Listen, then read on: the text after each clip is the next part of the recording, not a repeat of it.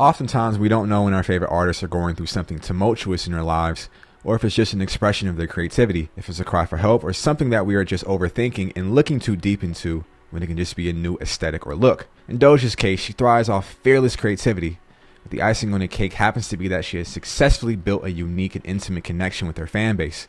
With every Insta Live, candid photo, or tweet, they hang on to every word, every quirk, every joke, and every eccentricity her bright and charming personality has to offer.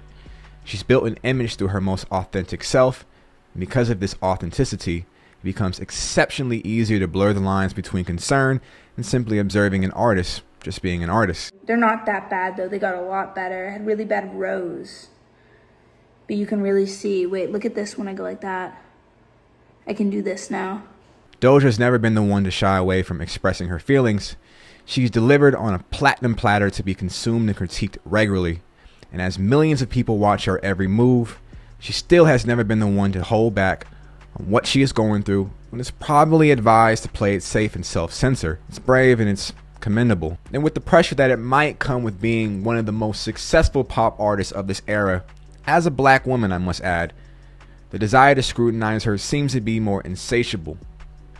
I could also speak to how attractive it is to cover Doja's every move as a journalist or content creator, and I can understand where she's coming from if I simply just take her word for it. Despite listening and consuming as much Doja Cat music as I do, I haven't really got a glimpse into her personal life or, what happens behind closed doors. And the only time I get that, and the only time I'm granted a little bit of access into that, is when she goes live or when she tweets her personal life. And still with that, we only know what she shows us. So of course that opens the door for concern. Of course that opens the door for theorizing and coming with different theories and letting our imagination run wild. There's something wrong with Doja, something going on. Dude, so many people think they... You've no idea. Even the people who think they know me, even the people who know most of what I'm into still don't know me. She okay? Is her mental health intact? Well, we don't know. If she's tired of her hair or tired of this current look, I choose to believe her. But that's what makes this so interesting. You can never really call it. She has a team around her that's probably advising her not to say too much or reveal too much. So if there was a problem, let's say there was a problem, would we ever know about it? Would we ever have a clue?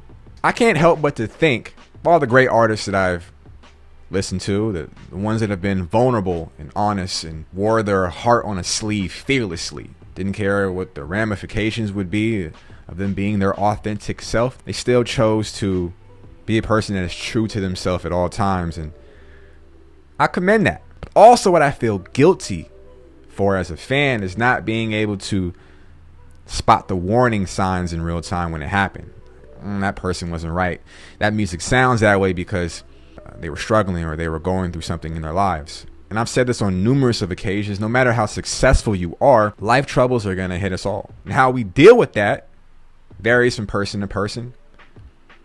Coping mechanism to coping mechanism. Some more healthier than others. And what might be just a alteration in her look, something that she wants to express or delve into as an aesthetic, could also be her trying to get over something.